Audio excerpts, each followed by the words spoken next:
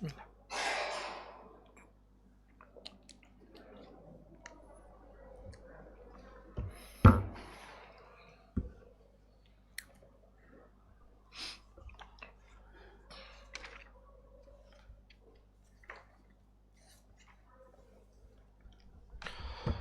Bismillahirrahmanirrahim. Assalamualaikum warahmatullahi wabarakatuh. Innal hamdalillah nahmaduhu wa nasta'inuhu wa nastaghfiruh wa na'udzu billahi min shururi anfusina wa sayyiati a'malina. May yahdihillahu fala mudilla lahu wa may yudlil fala hadiya lahu. Asyhadu an la ilaha illallah وحده لا شريك له وأشهد أن محمدًا عبده ورسوله يا أيها الذين آمنوا اتقوا الله حق تقاته ولا تموتن إلا وأنتم مسلمون يا أيها الناس اتقوا ربكم الذي خلقكم من نفس واحدة وخلق منها زوجها وبث منهما رجالًا كثيرا ونساء واتقوا الله الذي تساءلون به والأرحام إن الله كان عليكم رقيبا يا أيها الذين آمنوا اتقوا الله وقولوا قولا سديدا يصلح لكم أعمالكم ويغفر لكم ذنوبكم ومن يطع الله ورسوله فقد فاز فوزا عظيما أما بعد فإن أصدق الحديث كتاب الله وخير الهدي هدي محمد صلى الله عليه وسلم وشر الأمور محدثاتها وكل محدثة بدعة وكل بدعة ضلالة وكل ضلالة في النار. معاشر المسلمين rahimani wa rahimakumullah. Marilah senantiasa kita semua memuji kepada Allah Subhanahu wa taala dan bersyukur kepadanya atas nikmat yang Allah Subhanahu wa taala berikan kepada kita yang tidak terputus. Hingga hari ini Allah Subhanahu wa taala tetap memberikan karunia yang banyak kepada kita semua.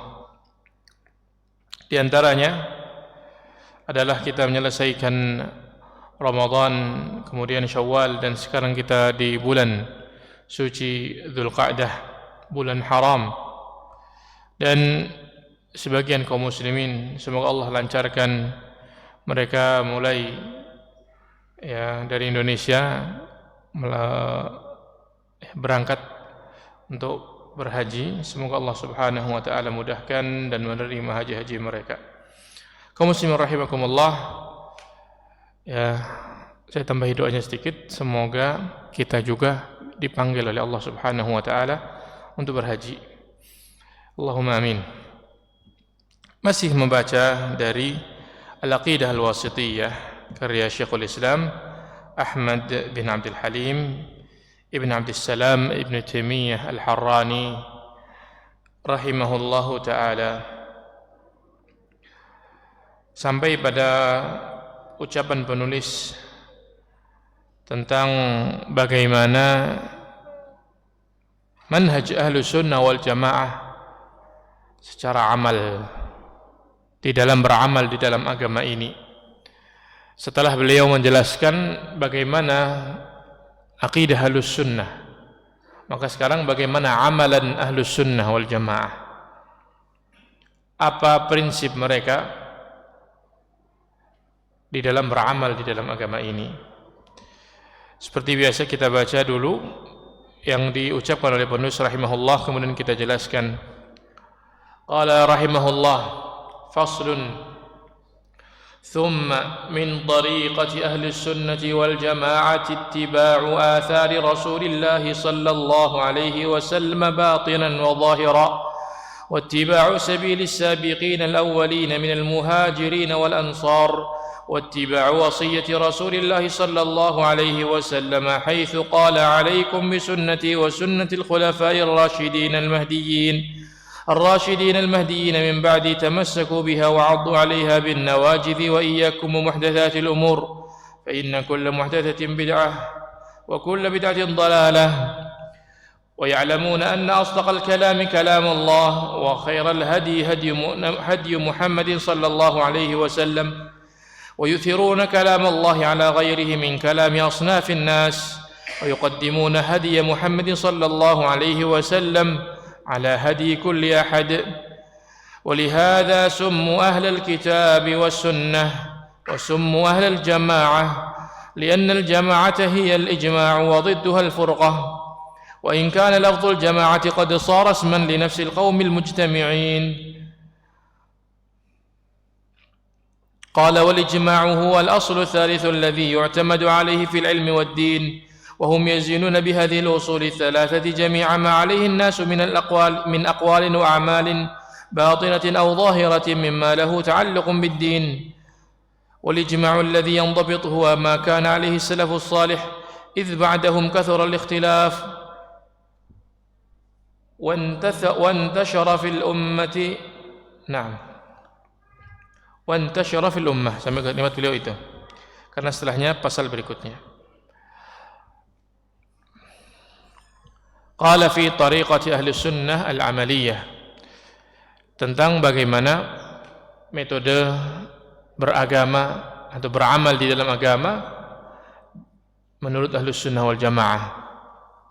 Kata beliau adalah ittiba' athari Rasulillah sallallahu alaihi wasallam batinan wa zahira. Ahlu sunnah wal jamaah metode mereka di dalam beragama mengikuti jejak Rasulullah sallallahu alaihi wasallam secara batin dan juga secara lahir.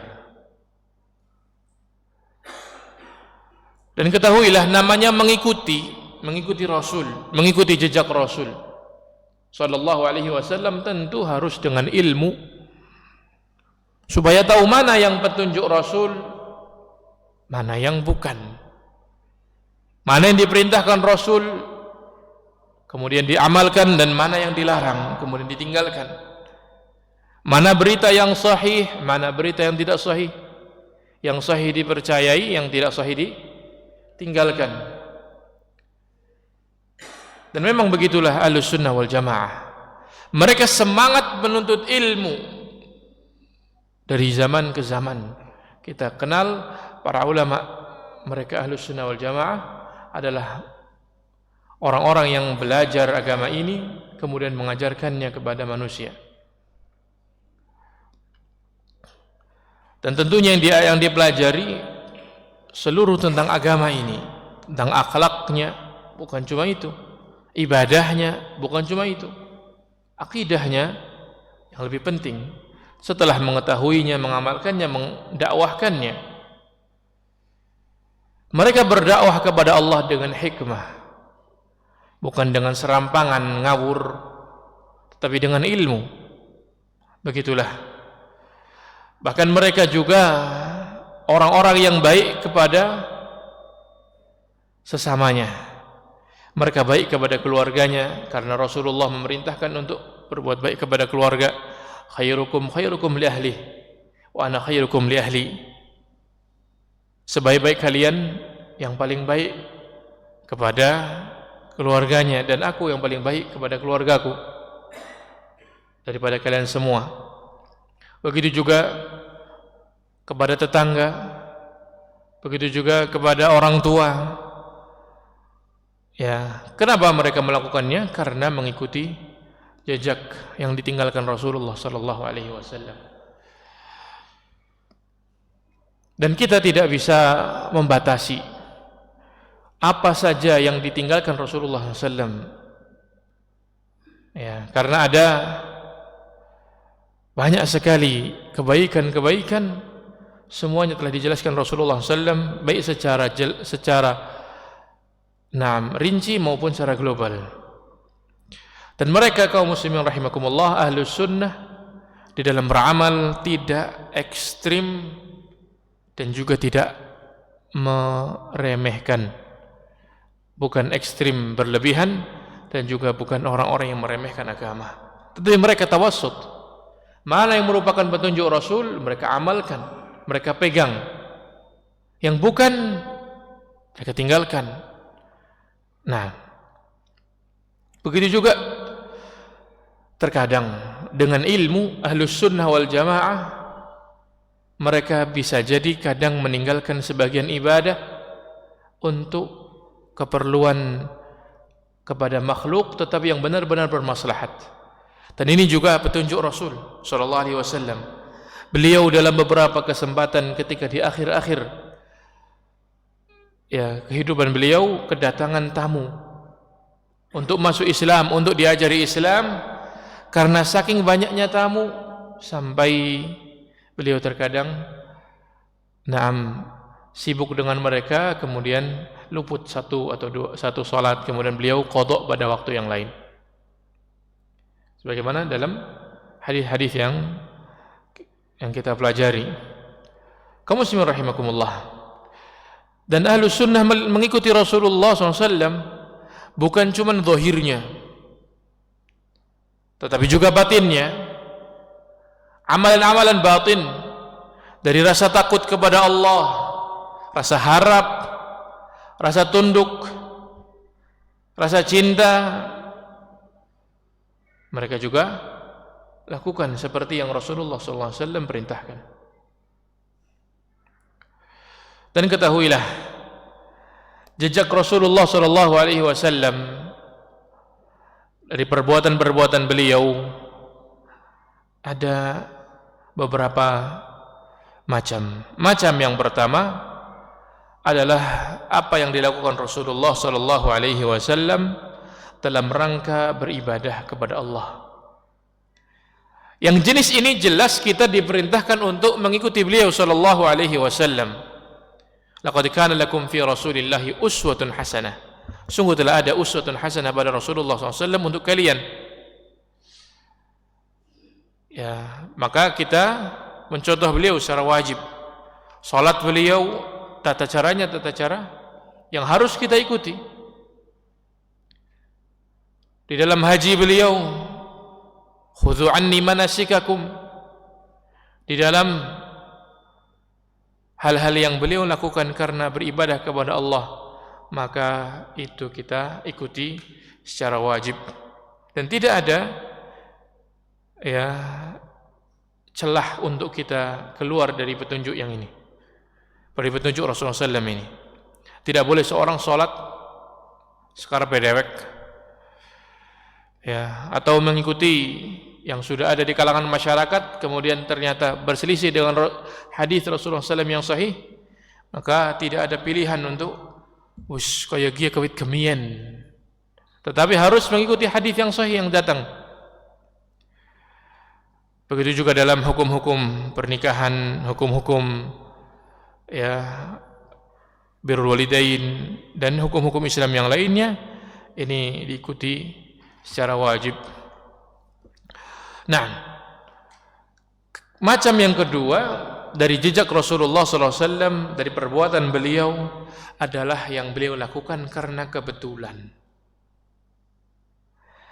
Maka yang karena kebetulan tidak harus, tidak disyariatkan untuk kita mengikuti beliau. Karena itu kebetulan yang tidak dimaksudkan. Dan contohnya ketika di dalam haji Rasulullah SAW, di perjalanan beliau mampir untuk bermalam pada tempat-tempat tertentu. Kemudian ada buang hajat, maka tidak disyariatkan untuk seorang muslim mencari tempat-tempat bermalam Rasulullah sallallahu alaihi wasallam, kemudian buang hajat di situ, karena memang Rasulullah SAW melakukannya karena memang kebetulan safar yang mudah bagi beliau istirahat di tempat tersebut, bukan karena ta'abbudiyah. Dan ini diantara dalilnya adalah kata Rasulullah SAW ketika beliau wukuf di Arafah. Tempat wukuf beliau adalah di bawah gunung yang sekarang disebut Jabal Rahmah. Di bawah gunung, di kaki gunungnya, bukan di atas gunung sebagaimana kata orang. Beliau di bawah gunung. Kata beliau, waqaftu hahuna, wa Arafatu kullaha mauqif. Kata Rasulullah SAW, aku wukuf di sini, tapi seluruh Arafah tempat wukuf. Monggo di mana saja, enggak harus di tempat yang saya lakukan di sini. Nah, karena memang itu adalah apa yang Allah mudahkan kepada beliau, bukan untuk pensyariatan agama.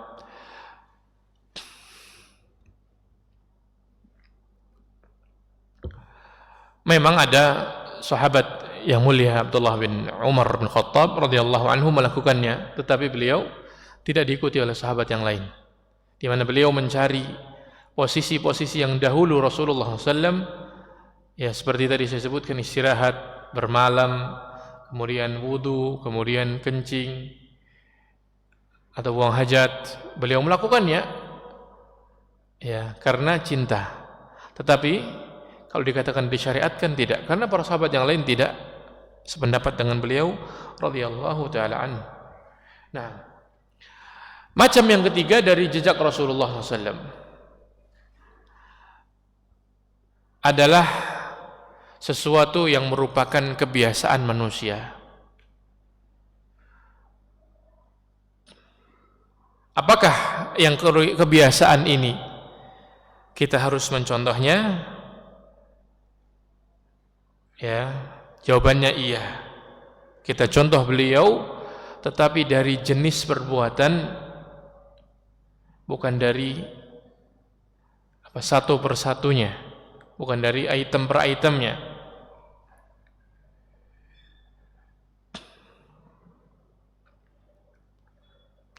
Nah,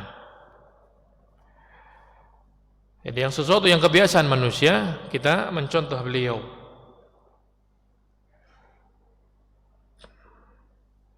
Kemudian juga ada yang karena jibilli, sesuatu yang lumrah, ya, sama seperti adat. Tetapi ada juga contoh-contoh Rasulullah SAW dalam hal itu yang bernilai ibadah. Anggaplah makan, adat dan jibillah, bukan? Kebiasaan manusia makan, tidak? Rasulullah makan, kita juga makan. Cara makan kita mencontoh Rasul atau tidak? Mencontoh Rasul. Ya, dan di situ juga ada pahalanya. Seperti seorang ketika makan diperintahkan dengan tangan kanan, makan ketika berjamaah makan dari yang paling dekat, makan dengan membaca bismillah, tidur juga bersama, tidur yang mencontoh Rasulullah SAW dalam tata cara tidur beliau. Baik. Kemudian kata beliau, wattiba'u sabilis sabiqin al-awwalin minal muhajirin wal ansar. Mengikuti jalan para pendahulu, para pelopor yang pertama-tama berbuat kebaikan, yang pertama-tama masuk Islam. Kita juga mengikuti jalan mereka, yaitu muhajirin dan juga ansar. Memang Ahlus Sunnah wal Jamaah mengikuti jalannya para sahabat radhiyallahu taala anhum, karena mereka adalah orang-orang yang telah belajar langsung kepada Rasulullah sallallahu alaihi wasallam. Mereka mengerti di mana turunnya ayat, di mana terucap satu hadis. Mereka tahu tafsirannya, belajar langsung dari Rasulullah SAW. Kebenaran mereka lebih dekat. Nah, dan tentunya semakin ke belakang, semakin jauh dari Rasulullah SAW, semakin banyak kemungkinan kesalahan dan perselisihan. Adapun para sahabat radhiyallahu anhum, maka mereka yang paling dekat kepada kebenaran, maka kita berusaha mengikuti mereka radhiyallahu taala anhum.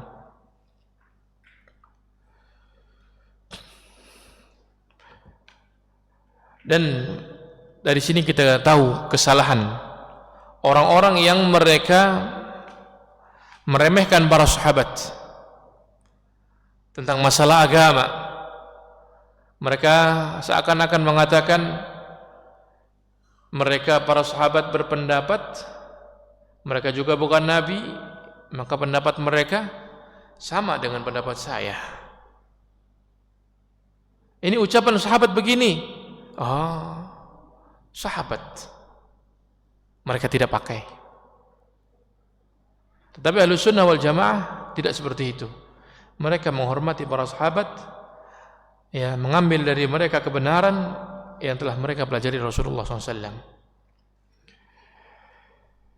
Dan tentunya mencintai mereka adalah suatu kepastian. Karena seorang yang mencintai akan mengikuti. Dan orang yang mengikuti dengan benar-benar tentunya itu bukti cinta kepada mereka radhiyallahu taala anhum. Kemudian kata beliau, wattiba' wasiyati Rasulillah sallallahu alaihi wasallam.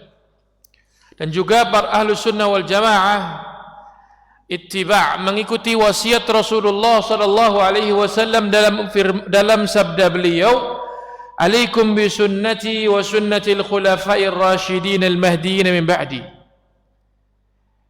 Hendaklah kalian berpegang dengan petunjukku, sunnahku, dan sunnahnya para pengganti al-khulafa, para pengganti, yakni menggantikan posisi Rasulullah SAW, memimpin manusia dengan kebaikan. Ar-rasyidin yang mendapatkan petunjuk, orang-orang yang lurus, al-mahdiyyin yang mendapatkan petunjuk, min ba'di, setelahku. Tamassaku, berpeganglah, biha, dengan itu. Wa'addu 'alaiha bin nawajidh, gigitlah dengan gigi geraham yang paling belakang. Wa iyyakum muhdatsatil umur, hati-hatilah, kata Rasulullah SAW, hati-hatilah dari perkara-perkara yang baru yang diatasnamakan Islam. Fa inna kulla bid'ah dhalalah, kata Rasulullah SAW, sesungguhnya semua bid'ah adalah kesesatan. Dalam hadis ini adalah wasiat Rasulullah SAW dari hadisnya Irbad bin Sariyah radhiyallahu anhu.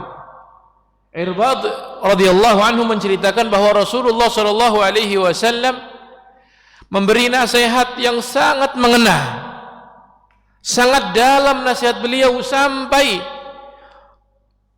orang-orang yang mendengar nasihat tersebut menangis. Kemudian mereka bertanya, ya Rasulullah, sepertinya nasihat ini nasihat perpisahan, bentar lagi mungkin engkau akan meninggalkan kami, maka berikan wasiat. Kemudian beliau berwasiat dengan wasiat yang panjang. Di antara wasiatnya di akhir wasiat beliau adalah, hendaklah kalian berpegang dengan sunnahku. Ini motivasi dari beliau untuk berpegang teguh dengan tuntunan beliau, dan dikuatkan dengan ucapan beliau, gigitlah dengan gigi geraham yang paling belakang.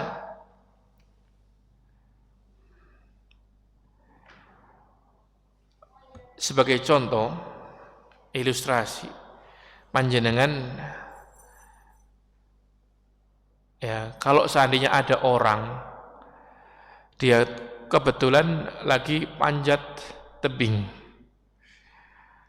kemudian dia pegangannya, dia harus ada keperluan melepaskan tali dari tangan supaya dia nggak jatuh. Kira-kira talinya itu akan dia gigit dengan apa? Gigi seri, gigi taring, atau ke belakang, atau paling belakang? Jelas paling belakang yang paling kuat. Kaum muslimin rahimakumullah.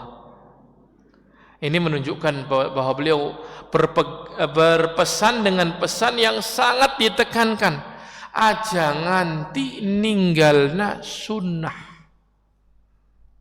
Temenanan uli gatoli cokot karo untu sing paling mburi. An-nawajidh niku istilah dalam bahasa Arab. Gigi itu ada namanya seperti nama gigi di istilah bahasa Indonesia, tapi lebih detail. Ya. Yang pertama adalah ats-tsaniyah. Ya.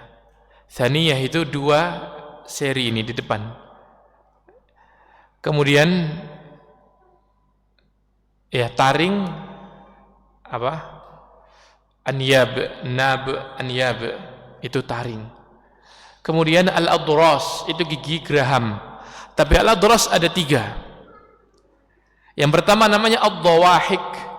Ad-dawahik itu gigi yang kelihatan kalau ketawa. Gigi geraham kelihatan pertama kali ketika tertawa, itu dawahik. Kemudian at-tawahin, gigi yang untuk mengunyah makanan, gigi belakangnya lagi. Dan al-nawajid, itu yang paling belakang. Kemudian kata beliau, berpegang dengan sunnahnya khulafaur rasyidin yang mendapatkan petunjuk, orang-orang yang lurus yang menggantikan Rasulullah sallallahu alaihi wasallam setelah beliau. Mereka adalah orang-orang yang menggantikan beliau di dalam umatnya secara ilmu, amal, dakwah dan juga kepemimpinan. Masuk di dalam khulafaur rasyidin sebenarnya seluruh sahabat. Karena memang mereka menggantikan posisi Rasulullah SAW dalam dakwah, dalam ilmu dan amal, memberikan contoh kepada yang setelahnya. Dan orang-orang yang merupakan pelopornya, dari mereka ada 4 tokoh.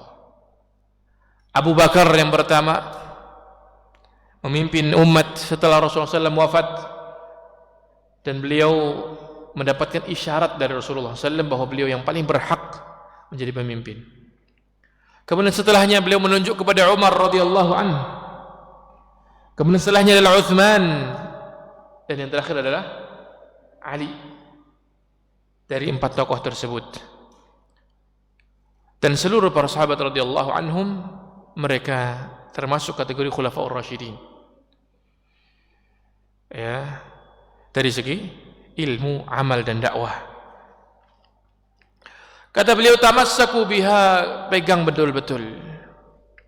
Wa 'addu 'alaiha bin nawajid, gigit dengan geraham kalian. Maka kaum muslimin rahimakumullah, ahlus sunnah mengikuti jalan mereka, jalannya para sahabat radhiyallahu anhum, termasuk khulafaur rasyidin, 4 tokoh yang tadi kita sebutkan. Sebagai contoh, azan kedua Jumat ini memang Rasulullah SAW tidak melakukannya, tetapi ini adalah perintah dari Utsman radhiyallahu anhu di zaman beliau, ketika manusia semakin banyak di Madinah, kota Madinah semakin luas dan belum ada speaker. Kemudian beliau melihat kepada hadi Rasulullah SAW. Rasulullah merintahkan Bilal bin Rabah ketika azan pertama di waktu fajar. Ya, beliau diperintahkan untuk azan supaya membangunkan manusia, belum untuk sholat, supaya orang-orang yang tidur pada bangun datang ke masjid.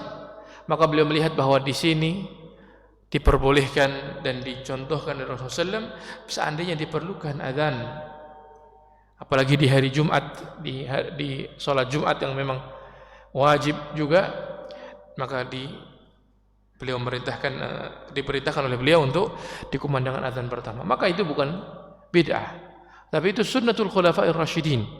Kalau memang dibutuhkan, lakukan. Ya, nah. Maka Ahlussunnah wal Jamaah betul-betul mengikuti yang diwasiatkan oleh Rasulullah SAW dalam hadis ini.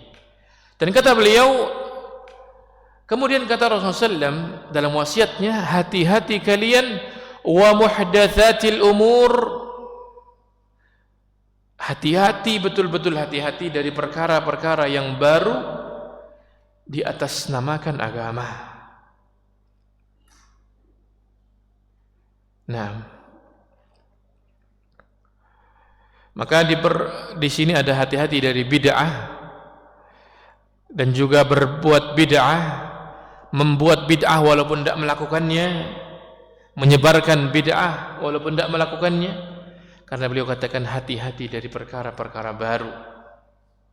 Di sini juga hati-hati kita ketika main media sosial. Ketika ada hadis, ya dikatakan qala Rasulullah SAW begini, maka cross check, betulkah itu hadis? Karena manusia sekarang bicara tentang agama skarpe dewek. Dan itu kita saksikan dengan macam-macam modusnya, modelnya. Ada yang bikin hoax di dalam agama lewat WhatsApp, memotivasi satu amalan yang sama sekali nggak ada tuntunannya, atau awalnya ada tuntunannya tapi ditambah-tambahi dan dikurang-kurangi. Kemudian katanya ada pahala ini, kemudian ada tambahan yang menyebarkan ini kepada 10 orang akan bebas dari neraka, akan dijamin surga. Waliyadzubillah. Hati-hati dari seperti itu. Kata beliau dalam wasiatnya, Rasulullah SAW bersabda, fa inna kulla bid'atin dhalalah. Karena semua, kul ini maknanya semua. Kaum muslimin rahimakumullah, sing ngomong kul ini ku sinten? Sedaya niku sinten? Rasul.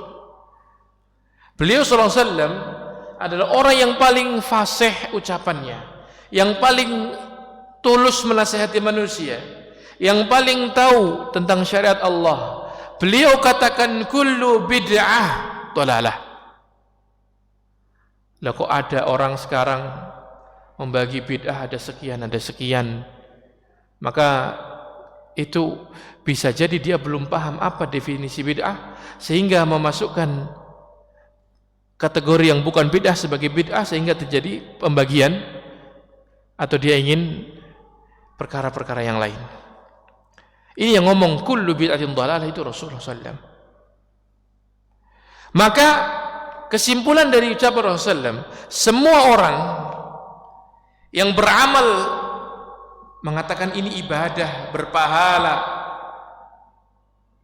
atau dia berkeyakinan satu keyakinan yang itu tidak ada syariatnya dari Allah, tidak ada hadis dari Rasulullah SAW yang sahih, maka itu namanya bid'ah, pelakunya mubtadi'. Dan Ahlus Sunnah mengamalkan wasiat Rasulullah, meninggalkan itu semua.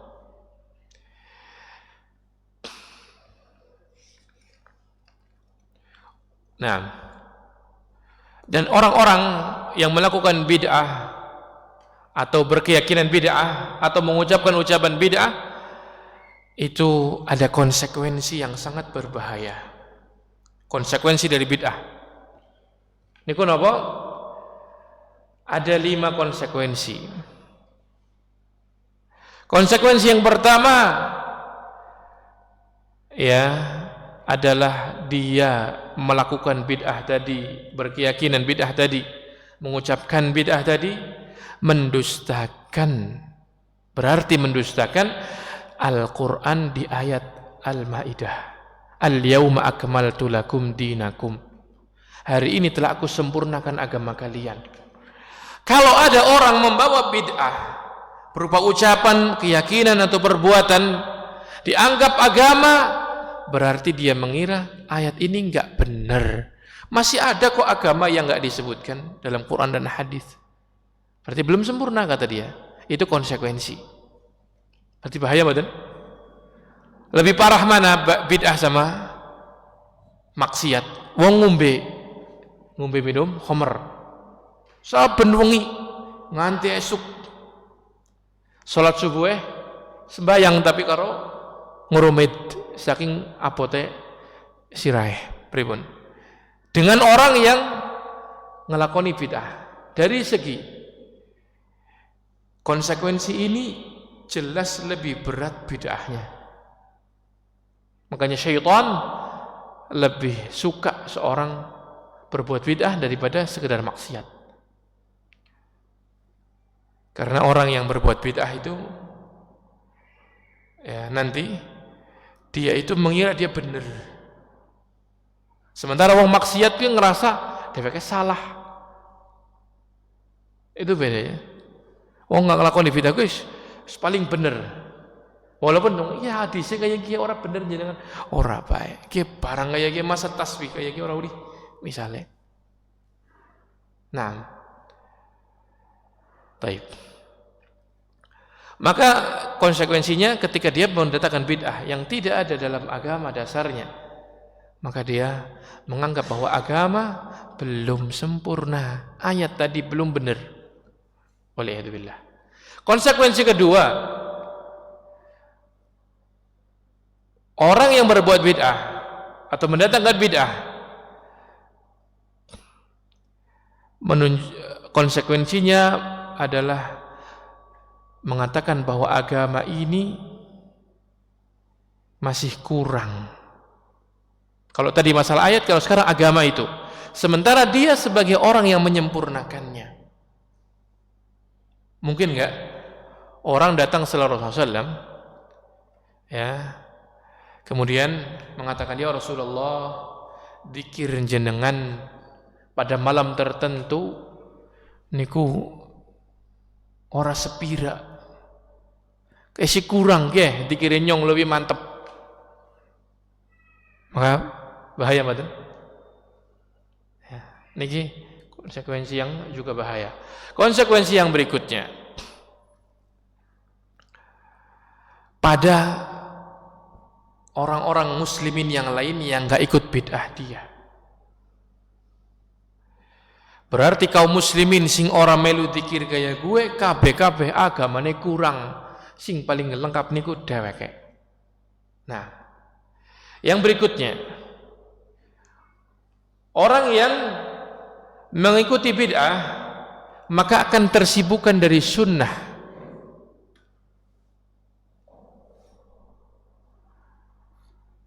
Orang yang dia mengikuti bid'ah akan sibuk dari sunnah. Sunnahnya begini ditinggalkan dengan bid'ah yang dia lakukan. Dan konsekuensi yang lain adalah bahwa bid'ah itu mengharuskan adanya perpecahan. Karena orang yang melakukan bid'ah menganggap dirinya benar, sementara yang lain salah. Sementara yang tidak melakukannya menganggap dirinya benar karena ada tuntunannya Rasulullah yang begini yang benar, kemudian yang berbuat itu salah. Akhirnya perpecahan terjadi. Kaum muslimin rahimakumullah, ini bahaya bid'ah.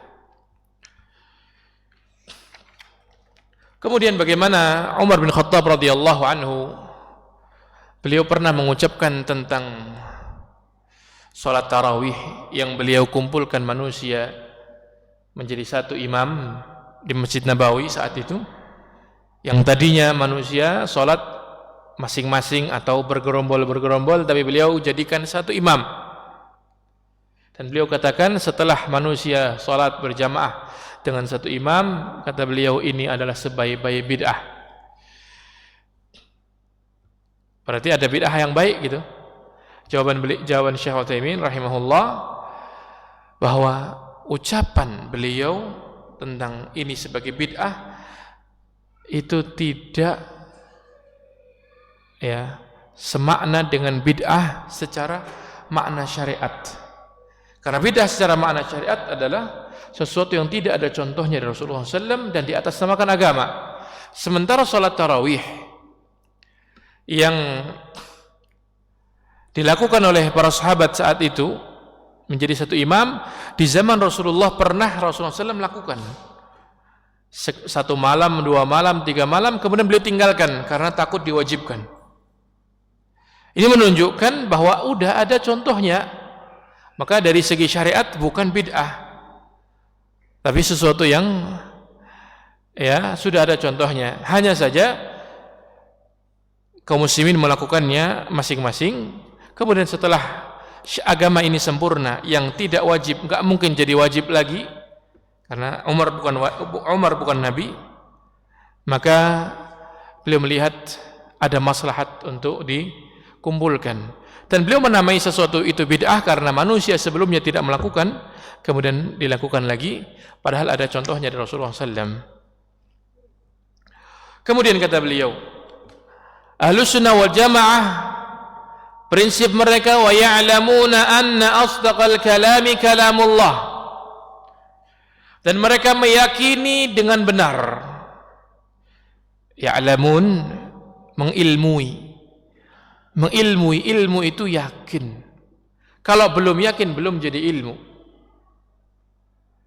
Ya, masih syak atau dhann atau waham, ya, atau jahil.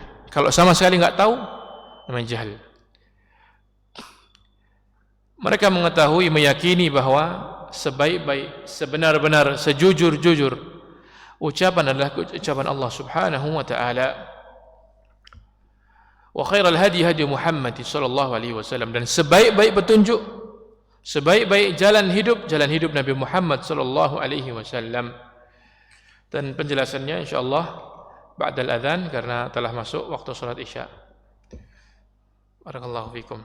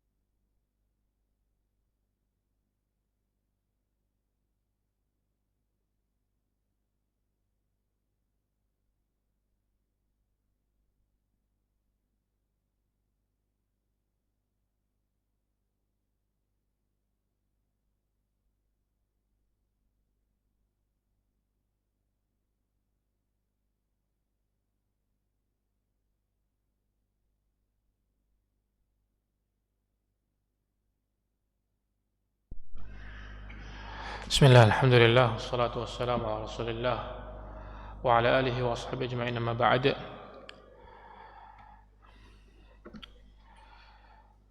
Kemudian kata beliau, Ahlus Sunnah wal Jamaah meyakini bahwa benar-benar ucapan yang paling benar adalah ucapan Allah, Al-Quran. Ahlus Sunnah wal Jamaah beriman kepada Al-Quran seluruhnya, dari awal sampai akhirnya, Al-Fatihah sampai An-Nas, dengan iman yang benar. ya, menafsirkannya sebagaimana yang ditafsirkan Rasulullah, kemudian para sahabatnya, kemudian menafsirkan dengan tafsiran para tabi'in dan a'immatut tafsir, dan juga menafsirkan dengan kaidah bahasa. Dan mereka tidak mengingkari satupun dari ayat-ayatnya, baik itu yang muhkam ataupun yang mutasyabih. Dan juga mereka meyakini bahwa sebaik-baik petunjuk dan jalan hidup yang dijalani oleh manusia, yang paling baik adalah jalan hidup Rasulullah SAW. Dan Nabi SAW bersabda dalam hadis beliau, dalam khutbahnya beliau, khairul hadithi kitabullah wa khairul hadi hadi Muhammadin sallallahu alaihi wasallam. Sebaik-baik ucapan adalah kitabullah, dan sebaik-baik petunjuk dalam kehidupan adalah petunjuk hidup Nabi Muhammad sallallahu alaihi wasallam. Ahlus sunnah betul-betul meyakininya, tidak ekstrim menambahi dan tidak mengurang-urangi dan meremehkan. Dan orang-orang yang menyelisihi kitabullah dan sunnah, mereka ada dua. Satu kaum mereka ekstrim menambah-nambahi yang tidak termasuk, dan satu kaum mereka meremehkan, mengurang-urangi yang menjadi tuntunan. Kemudian kaum muslimin rahimakumullah, Ahlus sunnah wal jamaah lebih mengedepankan firman Allah daripada ucapan siapapun manusia. Ya, baik itu orang tua, pemimpin, atau juga ya orang yang dicintai dari kalangan manusia. Tetapi Ahlus sunnah wal jamaah mendahulukan Allah dan Rasulnya daripada yang lain. Ya. Dan Syekh Utsaimin membawakan satu contoh yang diyakini oleh kebanyakan kita. Bapak Ibu sekalian, Nabi Idris itu sebelum Nabi Nuh apa setelah Nabi Nuh? Yang kita hafal, yang kita tahu. Adam, Idris, baru Nuh, gitu. Hafalannya gitu. Baik. Ternyata dari Al-Quran itu menyelisihi. Itu tadi pendapatnya ahlu tarikh.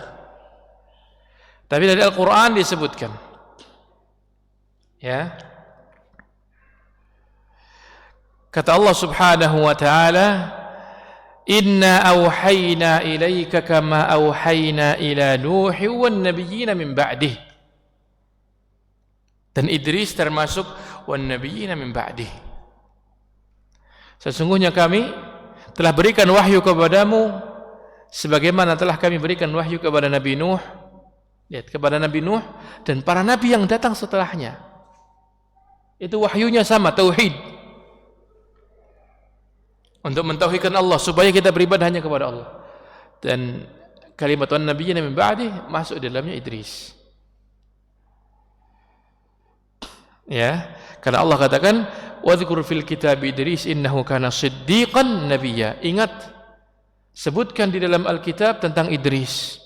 Sesungguhnya beliau adalah orang yang sangat terpercaya dan seorang nabi. Dan kata Allah, nabi setelahnya, nabi setelah Nabi Nuh. Begitu juga dalam surat Maryam, ulaik, mereka, lihat pendalilan beliau dalam. Beliau membawakan dalil ini dalam surat Maryam. Ya. Setelah menyebutkan tentang Nabi Idris, disebutkan mereka yang disebutkan tadi ada Maryam, kemudian Zakaria, Yahya, Isa, kemudian Ibrahim, Musa, Ismail dan Idris. Itu kan nabi-nabi yang disebut di surat Maryam. Setelah menyebutkan termasuk Idris, kata Allah, ulaika, mereka adalah orang-orang yang an'amallahu alaihim minan nabiyyin. Allah berikan nikmat pada mereka dari kalangan nabi. Dia beri nikmat berupa kenabian, berupa ilmu, berupa amal, berupa kesolehan. dari dzurriyyati Adam, keturunan Nabi Adam. Wa mimman hamalna ma'a Nuh, dan dari orang-orang yang kami bawa bersama Nabi Nuh. Ya, kata beliau yang dimaksud adalah ya Idris, dan kata beliau fala nabiyya, tidak ada nabi kecuali sebelum Nabi Nuh kecuali Nabi Adam saja alaihi assalatu wassalam. Nah, sampai sini dulu ya. Nah, mudah-mudahan bermanfaat. Semoga kita bisa mengikuti jejak Rasulullah SAW, ilmu, amal, dakwah, lahir dan batin. Dan mengikuti jejak beliau adalah prinsip Ahlus Sunnah wal Jamaah. Dan mari kita mengkoreksi diri kita, apakah masih ada kotoran-kotoran kebid'ahan berupa keyakinan, berupa ucapan ataupun perbuatan, agar kita bisa mengamalkan wasiat Rasulullah SAW dan kita bisa selamat ya dari kesesatan. Dan dalam hadis, lanjutan dari hadis tersebut, walaupun ada pembicaraan dalam sanadnya, semua kesesatan ya dalam neraka. Ini ancaman dari Rasulullah, bukan isapan jempol, bukan ancaman dari, mohon maaf, ustadz-ustadz yang disebut Wahabi, bukan. Ini ucapan Rasulullah. Adapun kita berusaha untuk mengikuti itu supaya kita selamat. Monggo sing mau selamat bareng-bareng, dan monggo yang mau memilih jalan yang lain. Kebenaran sudah jelas, dan siapa yang mendapatkan petunjuk maka itu dari Allah. Siapa yang keluar dari petunjuk maka jangan mencela kecuali dirinya sendiri di hari kiamat nanti. Allahumma salli wa sallim wa barik ala Nabi Muhammad. Allahumma salli min nafi'a rizqan thayyiban wa 'alaman mutaqabbala. Walhamdulillahirabbil alamin. Wassalamu alaikum warahmatullahi wabarakatuh.